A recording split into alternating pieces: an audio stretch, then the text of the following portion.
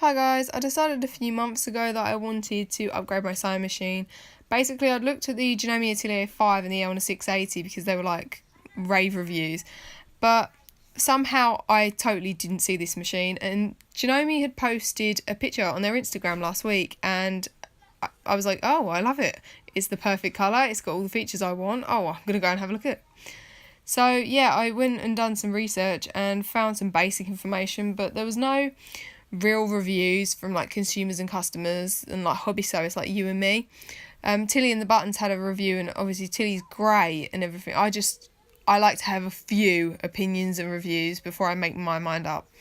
So I went and found some people that had the machine. I asked them some questions, and one of the women had the DKS100, which is the same machine but with less stitches and I think features, and they helped me make my decision. So I'm doing this video basically so that maybe somebody in my position, who is in my position looking for an upgrade and doesn't know what to do or where to go, or like even if this is the machine for them, maybe this will help somebody make their decision. So yeah, I'm going to show you all the feet and basically going to walk you through the whole machine. So here it is. This is the hard cover case that comes with it. As you can see, it's got a hole in the top for the handle, which pops out so you can carry it. To turn it on, you just plug it in and flick this switch, and this is what it looks like. It's all lit up. As you can see, there's 3 LED lights. These won't get hot and they're super bright. My old machine had a bulb just in here and it would only light up this area, and it would get so hot, all of the metal underneath would get super hot too. So I could never sew for very long. So I'm really pleased about these lights. So we'll start over here. On the stitch plate, you've got your seam allowance, like increments. Here you've got inches, so you've got 5/8, 3/4, and all that. And here you've got centimetres. You've got some unusual ones on here, like the 1/8. And then you've got some centimetres here. It just lines up with all of that on there. So you can use the 1/8 for top stitching. You've got angles up here if you need to keep your fabric on an angle while sewing it. That's really handy. You've got a quick seam guide here. So this is 1/4 of an inch, 3/8 and 5/8 of an inch. In my experience, they are the most common seam allowances pattern designers use. To get to the bobbin, you just flick this switch here, and then you thread it as according to the picture, and then you just pop that back on. It's an anti-jam top loading bobbin, so basically when you've gone around here, it will hold your thread and it should stop any tangling when you start sewing, which is fabulous. Now around the back here, there's a little lever. If you look carefully, the feed dogs drop. If you flick it back, the feed dogs won't come up until your needle has done a full rotation, and then they're back up again. So don't worry if they haven't come back up straight away, you just need to do the full needle rotation. Now if you come down here, you'll see the needle threader. You just literally pull it down, follow these guides with your thread, and then flick it back up again. This is your buttonhole lever. It is important to use this when doing a buttonhole, or the machine does not know how long to do it. It corresponds with a part on the buttonhole foot. The good thing about this machine though is it will bleep at you if you haven't got this foot down. I haven't actually done that yet, so I don't know if it will sew, but when I didn't have the presser foot down yesterday, when I was practicing with some denim, it wouldn't sew. It just kept bleeping at me and flashing, so it stopped me from making a mistake. Around the back there, just here, you've got a thread cutter. Now you have got a thread cutter in here, but they say for thicker threads to use this one on the side, because like for top stitching thread, I'm guessing it's because this is quite a small blade, and obviously thicker thread will make it blunt.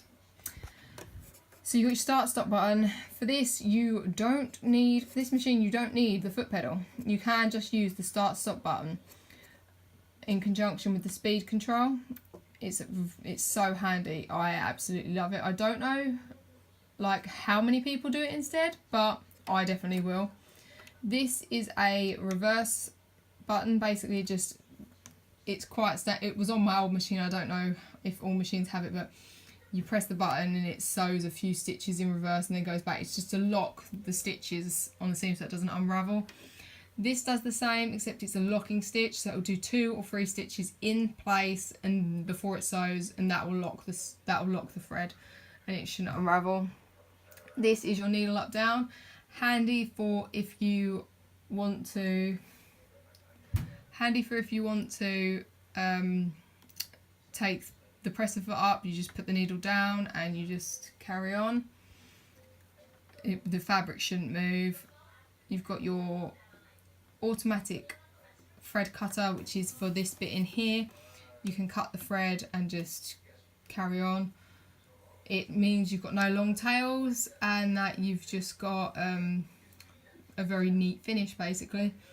This is your speed control, so like I said with the start stop button, you use the speed control to determine how fast the machine goes. So if you're using the foot pedal and you set it to say the middle speed like this is, then it doesn't matter how far down this the foot pedal is, it will go at that fast maximum. It won't go faster than this. So it's very handy for steady sewing, and for projects when you feel like they're getting away from you a bit, it won't happen with this. It will just be smooth sewing. When you use the start stop button, it starts sewing at a slower pace and builds to the fastest speed. It's just like a safety feature to make sure like the fabric doesn't get pulled down or anything.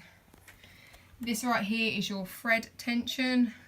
As we all know, as you sew, you may need to alter your tension depending on stitch, fabric, thread, all sorts. That's just something that you change whenever you feel you need to. Back here you've got presser foot pressure dial. So certain fabrics need more pressure to feed them through evenly than others. You just use that as and when. The manual does have a very handy little guide to tell you like the generic, but still again that's totally your choice if you want more or less. I'll come back to this a little bit in a minute. As I mentioned earlier, got the handle here. This is where your thread sits. On here now is one of the large spool caps. You get 2 large and 2 small spool caps because in this hole here you can put another spool pin. So this here is the small spool cap, and it's just to keep everything nice and neat as the thread comes. This is for twin needle sewing because you know you need 2 spools of thread for that. You just follow the same guides with both threads and then you can get your twin needle sewing done. Over here you've got your bobbin winder. Now I haven't tried this out yet, but in the manual it says that it will only wind the bobbin until it is full. Obviously I think you can stop it before then, but basically it's not going to overfill the bobbin. You don't have to worry about keeping an eye on it. Obviously do keep an eye on it, but like don't stress too much about whether or not it's full or not, because I know some people have. Around the edge here are thread cutters to cut the bobbin thread, so when you're done with it, you just snip it off and with that and you're ready to go. Obviously you've got your hand wheel. Now coming down here you've got your LCD screen. It shows you your stitch selection, what foot you should be using and what letter corresponds to that foot. That is stitch width, so if you're doing a zigzag, how like wide it will be. This is for stitch length, so how drawn out it will be, how long. If you press these keys, it will change which stitch it is. If you press these, it will up the width, which if you're using it on a straight stitch, it moves the needle position, which is handy if you want a very precise seam. That's handy. So you can get it right the way to the left, right the way to the right, or somewhere in the middle. Obviously the length just does stitch length on the straight stitch. So you've got this this machine is called the Janome DKS100. DKS stands for Direct Key Selection. So there are two versions of this machine. There's this one, which is the 100, and then there's the DKS30. The DKS30 has, as the name suggests, 30 stitches, and they're all on this panel. This one has 100 stitches. So they've put 14 of the most used ones on the panel, and then they've put the rest of them with numbers. Now this is a handy stitch chart that just flips up back here. Every one that is highlighted in grey can be done with twin needle stitching, so it's very handy to know which ones you can and can't do. And when you don't want to look at it, you just flick it back. You can remove it entirely if you don't want it there, but it's quite handy to have at a glance. You got your straight stitch, centre position needle, straight stitch, needle to the left. This is called your lock-o-matic stitch because it reverses at the beginning and end of your seam. This is your locking stitch, so it locks at the beginning and end of the seam. This is your triple straight stitch, often used for stretch. This is it's very, you know, it does what it says. This is another stretch stitch, known quite oftenly as the lightning bolt stitch. This is your standard zigzag, triple zigzag, over edge, double over edge, square buttonhole, rounded buttonhole, keyhole buttonhole, and stretch buttonhole. There are another two buttonholes that are on the chart. There is a one for delicate fabrics, which is number 15, and number 16 is like an outline for a welt, like a welt buttonhole really. So it's very, like, there is a lot of choice. This, you just use these numbers to key it in, or you can use the up and down. This is the elongation button. Patterns 71 to 79 can all be elongated to 5 times their length, but they will keep their stitch density so it looks just as good, just longer. Haven't played with this yet, but I am excited to because it looks so diverse. It looks like you can change all sorts. I have played with a few of these stitches already, but I'm going to do them all and make my own like little stitch library so I can see it on fabric. This is your twin needle setting. Now when you've got this on, it will not let you choose a stitch that will not work with twin needle. It basically stops you from choosing a stitch, even by accident, that will end up resulting in your needle breaking or, you know, getting stuck in your machine or something horrific. It's a very good machine for stopping people making mistakes, like I found out yesterday. So, and this is for the settings, so when you press the keys, they bleep. You can turn that off. When you can also program it so that then when you finish, when you stop sewing, the needle is either always up or down. This is all things in the manual, so it's pretty easy to do. The memory cutter, you can program it to cut when you've done locking stitches and all sorts as well, so you don't have to manually do that. If you press this little key button, it puts the machine in safe mode and it won't do anything. It just bleeps at you until you press it again. If you look up here, you will see this symbol and the A. Yesterday I found that when I was trying to sew and I hadn't put the presser foot down, this symbol bleeped at me and flashed, and it just meant I hadn't put the presser foot down and it would not sew, and it stopped me from making a big mistake. There are more signs on here as well. It tells you if twin needles engaged, and if you're doing the bobbin winding, it will tell you if the buttonhole lever's not down. It's a very clever machine. If you do turn off the beeping of the keys, it does not turn off the warning beeps, so don't worry about getting caught out with that. You will definitely still get the warning beeps. Now, you may be wondering what this hole is. This is only on the DKS100, if I'm remembering correctly. This contraption is a knee lifter. Now you may not know what that is. You just plug this end into here and have it so that the paddle bit is down off the edge of the table by your knee. Basically what that does is it replaces the presser foot lever, so that if you're quilting you can, and you want to rearrange it, you don't, well, not just quilting, anything really, if you want to rearrange it you don't have to take your hands off your project to lift the presser foot.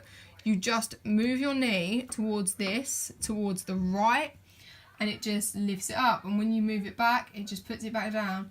I was playing with it a bit yesterday and I found it really handy, so I'm really looking forward to having a proper go with this machine. I'm now going to show you all the feet that came with the machine and the few extras that I actually got with it. So yeah, I'll see them in a second. So now I'm going to take you through the feet that came with the machine, starting with foot A, which is the Zigzag Foot. Now this is pretty standard with all machines, but this one has this little black button where if you're sewing thick fabrics, if you push that in when you're lowering the foot, it will secure it in the horizontal position so it's not going to tilt. It's supposed to make sewing thick fabrics easier to start with, but honestly I got this yesterday and haven't really played with it that much yet.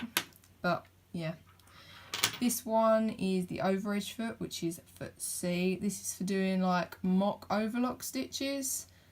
It's got little prongs to get the stitches off at the back, and I don't know, but I'm guessing this little brush is to keep any stray threads off the edge of the raw edge of the fabric like neat and stop it from getting tangled up, but I'm sure I'll use it at some point. This is quite a common foot, it's the zipper foot.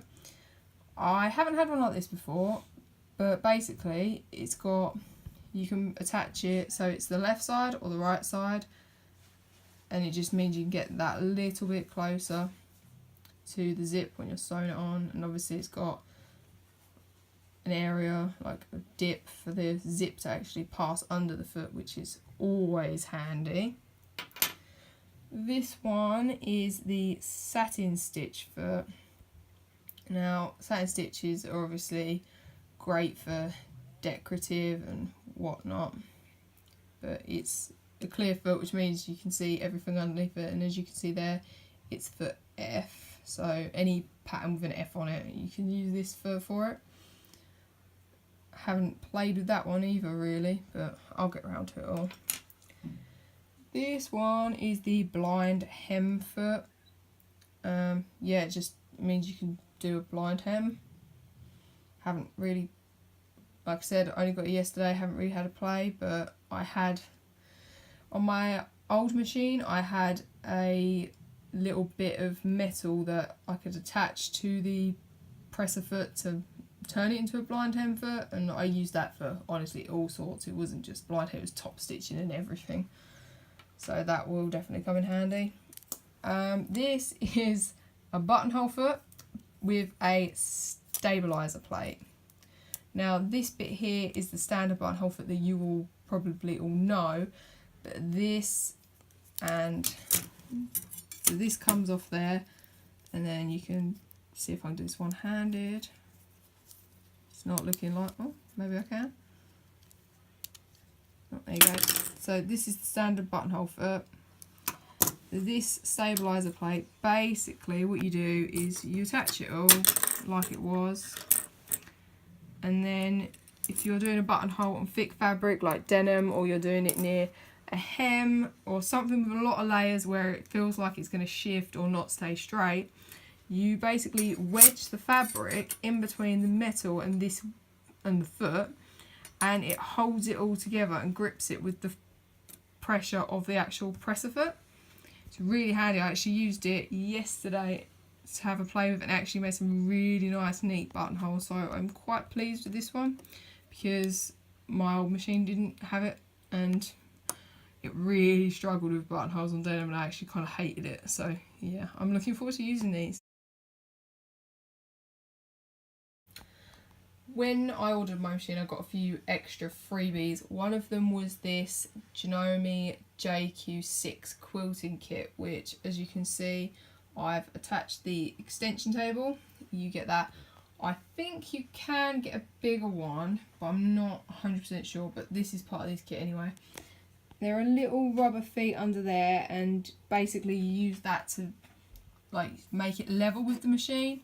So if you're using any quilting rulers or anything, or if you're just quilting in general, it's supposed to be easier to have it flush with the machine. I haven't done a quilt as of yet, but it is on my list, so can't speak from experience. But you get all these feet with it. So this one, a lot of patchworkers will know as the 1/4 inch foot.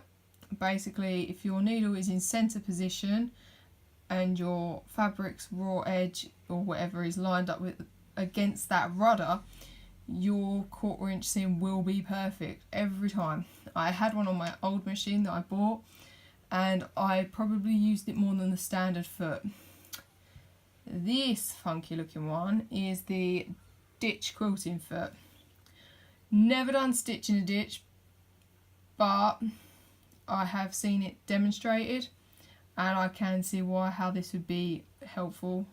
I think you just line that rudder up with the ditch that you want to stitch in, and yeah, just follow it along. But it's kind of fun. This one is the Craft Applique foot. I tried applique on my other machine, and honestly it was a bit of a nightmare because my old machine didn't have adjustable stitch width.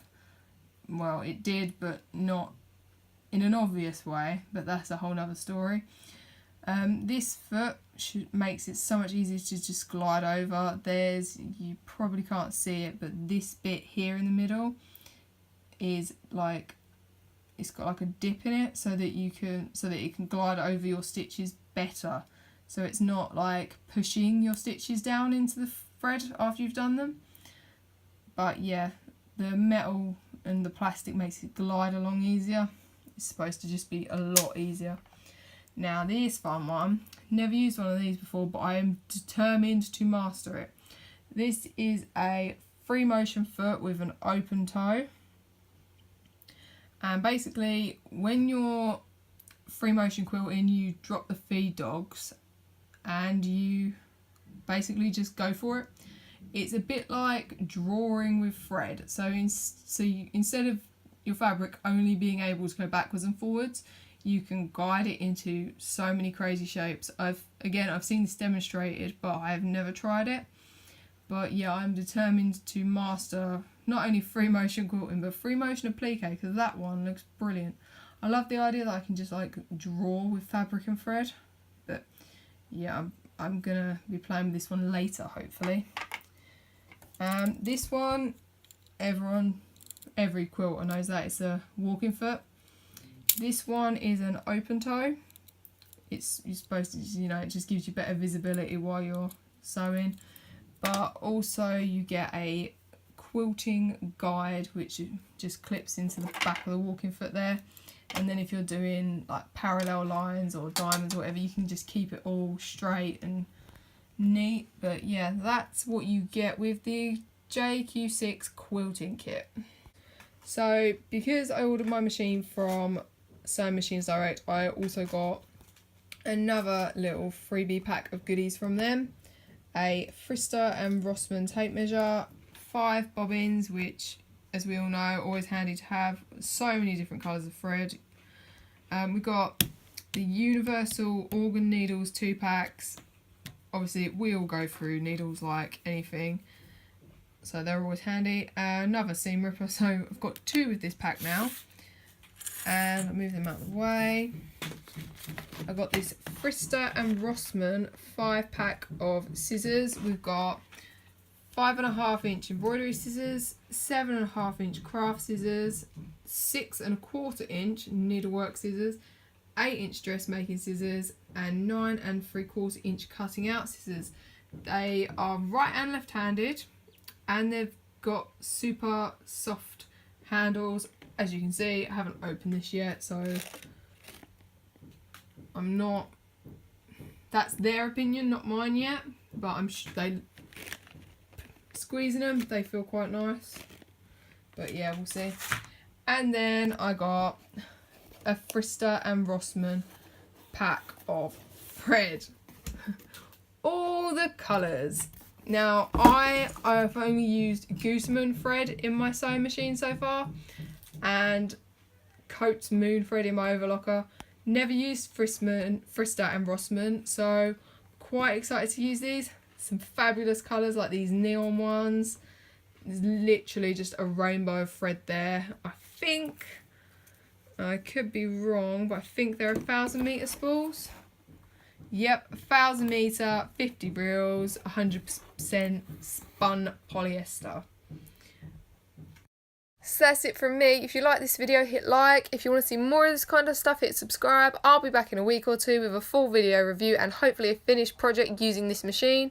If you want to catch me between now and then, you'll find me on Instagram at justalittlebitcrafty. Thank you for watching, guys.